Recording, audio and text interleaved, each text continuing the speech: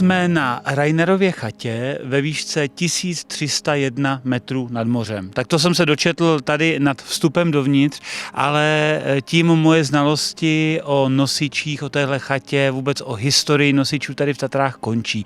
Takže mám tady toho člověka, který je nejpovolanější a který nám o tom poví daleko víc. Tak tedy dobrý den. Dobrý deň.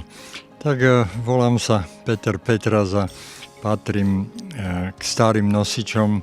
Začal som nosiť v roku 1963 a s prestávkami, kedy som študoval, tak vlastne venujem sa tomu nosičstvu dodnes. Aj vlastne ešte aj v týchto dňoch nosím na túto chatu.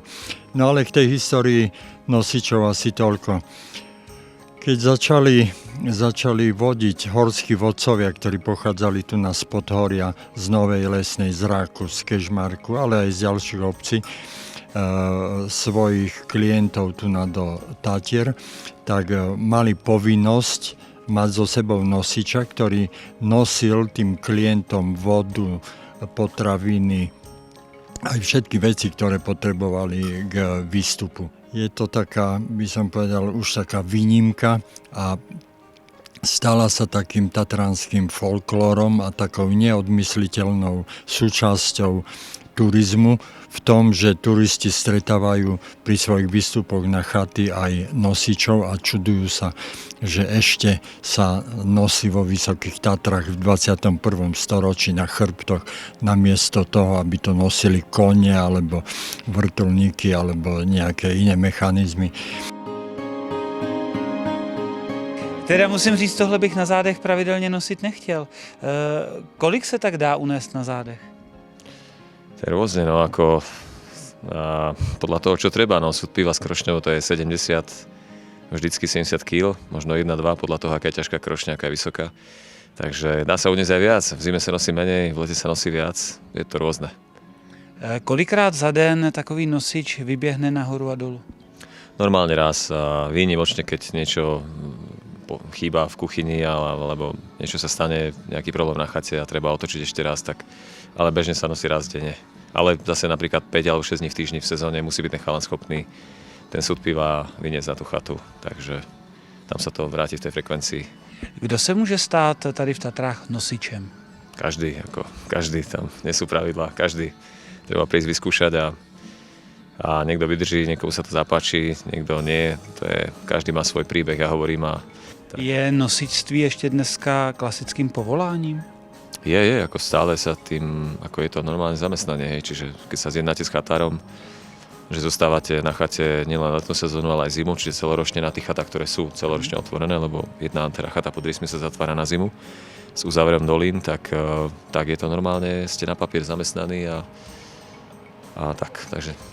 Z čeho se skládá nosičská krosna? Já se otočím, klidně to můžete i popsat. Tak toto je skôr rarita. Táto, čo máte na sebe, to je duralová, alebo teda hliník. Takže pro nás lenochy je to lehčí, jo? Je to ľahšie, ale má to svoje limity, ten materiál je krehký, hej, v zime to môže praskať pri nejakej extrémnej zime a pri nejakej záťaži, keď sa spadne s tým.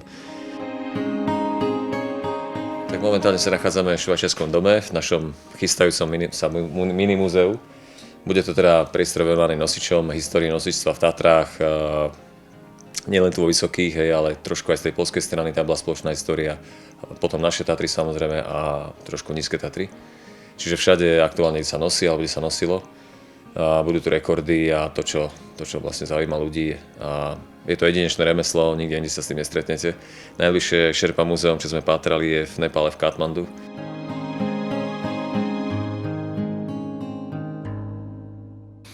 Táto chata bola prvou chatou vo Vysokých Tatrách, ktorá bola určená už ako pre turistický ruch. Jan Juraj Rainer ju postavil v roku 1863 ako útulňu pre turistov, ktorí prišli zo Smolkovca a pred nepohodou a zlým počasím sa mohli ukryť v tejto chate.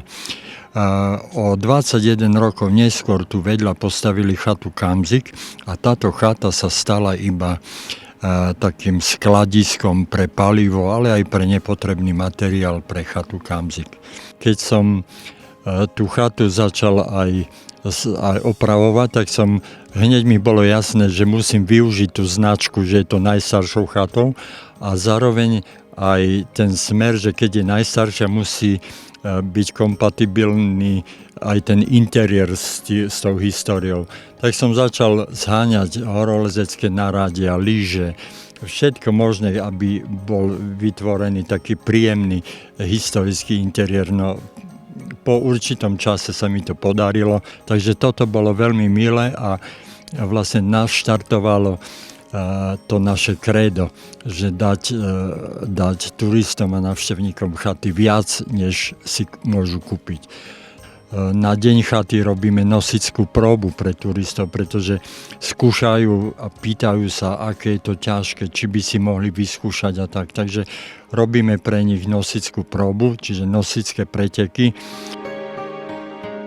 Vydat se sem na Rainerovu chatu se vyplatí taky kvůli tomuhle čajíku, který je z místních tatranských bylinek a který vám určitě dodá síly na další cestu, abyste se mohli vydat zase dál na špacír, tak jako my. Na zdraví.